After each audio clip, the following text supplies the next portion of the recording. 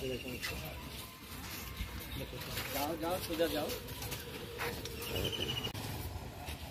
যাবেন, আরো দুই পাশ দিয়ে চলে যাবেন।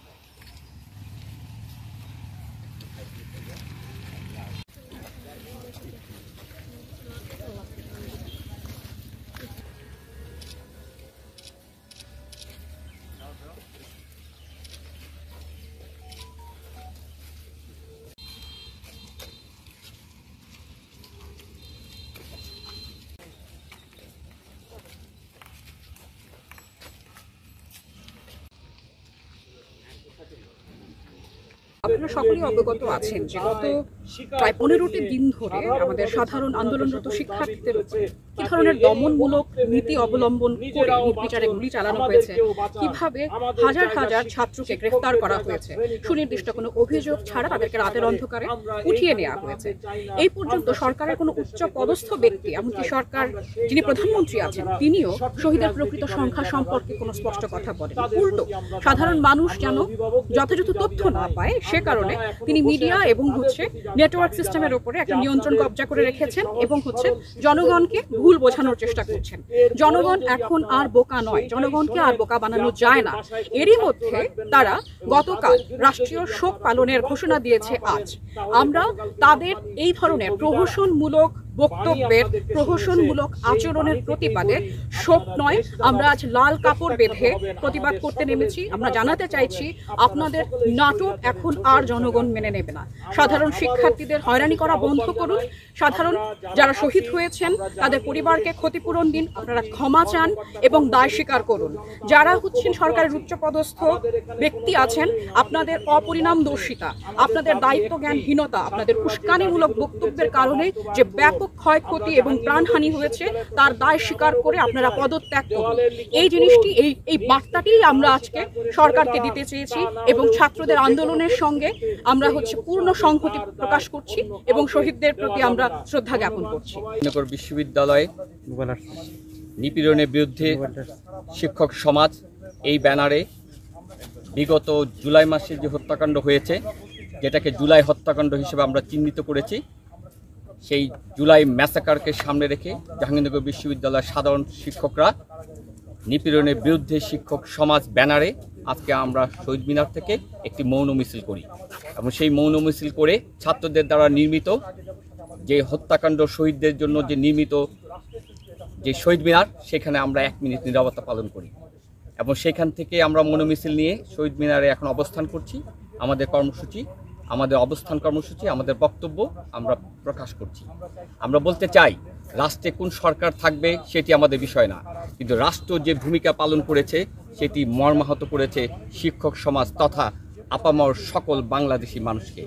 বিশ্বের মানচিত্রের দিকে যদি এখন তাকাই, বিশ্ব মিডিয়া আজকের যে সরকার প্রধান তাকে ক্রোকোডাইল টিয়ার করতে দেখেছে। তারা সম্পদকে প্রাধান্য দিয়েছে, তাদের সম্পদের পাশাপাশি যে মৃত্যু উপত্যকা তৈরি করেছে সেই মৃত্যু উপত্যকার ব্যাপারে এই সরকারের কোনো ভাষণ নেই। উপরন্তু আমরা প্রহসনে আজকে শোক দিবস দেখছি বা শোক পালন করা বলছে তারা, কিন্তু পরিতাপের বিষয় কতজন শহীদ হয়েছে তার দায় দায়িত্ব কিন্তু এই সরকার নিচ্ছে না, বলছে না এবং এর জন্য দায়কে সেটাও কিন্তু চিহ্নিত করছে না। কিন্তু আমরা উপরন্তু দেখতে পাচ্ছি তদন্ত ছাড়াই তারা বিভিন্ন গোষ্ঠীকে, বিভিন্ন রাজনৈতিক দলকে তারা চিহ্নিত করছে। উপরন্তু আরেকটি বিষয় আমাদের কাছে পরিলক্ষিত হয়েছে, যেটাই ভাবাচ্ছে আমাদেরকে, ডিবি অফিসে বসে সমন্বয়কদেরকে জোর করে যেভাবে রাজনৈতিক কর্মসূচি প্রত্যাহারের যে সিদ্ধান্ত নিয়েছে সেটি একেবারে রাষ্ট্র যে আর রাষ্ট্রের জায়গায় নাই তা প্রমাণ করে। আজকে আমরা দেখতে পাই যে এই সরকার ডিবি অফিসের মাধ্যমে পুলিশি রাষ্ট্র কায়েম করতে চাচ্ছে। সেজন্য আমরা ধিক্কার জানাই। আমরা শিক্ষক সমাজ, আমরা ছাত্রদের পাশে আছি। ছাত্রদের নিরাপত্তা এবং ছাত্রদের দাবির প্রতি আমরা সবসময় সহানুভূতিশীল। আমরা মনে করি আমাদের চোখ খুলে দিয়েছে যে মেরুদণ্ডহীনতায় শিক্ষক সমাজ এবং তথা জাতি ভুগছিল, ছাত্ররা, এই প্রজন্মের ছাত্ররা আমাদেরকে দেখিয়ে দিয়েছে কিভাবে রুখে দাঁড়াতে হয় অন্যায়, অবিচার, অসমতা এর বিরুদ্ধে।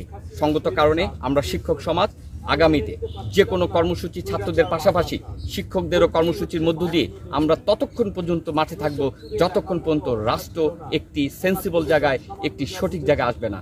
আমরা মনে করি রাষ্ট্র পরিচালনায় গণতান্ত্রিকভাবে দল পরিচালনা করবে, এটি সত্য, কিন্তু যেই দলের সরকারি থাকুক না কেন তাকে রাষ্ট্র বিনির্মাণে ইনস্টিটিউটগুলোকে শক্তিশালী করতে হবে।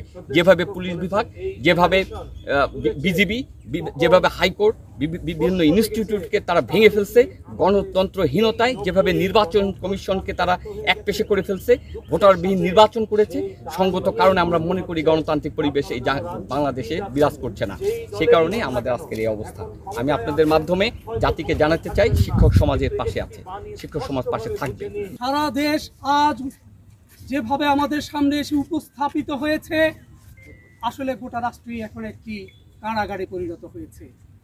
দুঃশাসন এবং স্বৈরাচার, এই দুই বন মানসিকতার দুঃশাসক যখন রাষ্ট্রের শাসন ক্ষমতায় থাকে, তার পরিপূর্ণ নকশা, তার পরিপূর্ণ বাস্তবায়ন আমরা চারদিকে দেখতে পাচ্ছি। শিক্ষার্থীদের দাবি দাওয়া নিয়ে তারা যখন রাস্তায় নেমেছে, তাদেরকে প্রতিরোধে রাষ্ট্রীয় বাহিনী, রাষ্ট্রের নানান যন্ত্র, তাদের মদতপুষ্ট সংগঠনসমূহ শিক্ষার্থীদেরকে আহত করেছে, আঘাত করেছে। এখনো শুনতে পাচ্ছি, আমরা দেখতে পাচ্ছি সারা দেশ জুড়ে আপনার শিক্ষার্থীদেরকে ধরা হচ্ছে, ধরপাকড় করা হচ্ছে, তাদেরকে ধরে ধরে নিয়ে নিপীড়ন করা হচ্ছে, জেলে পড়া হচ্ছে।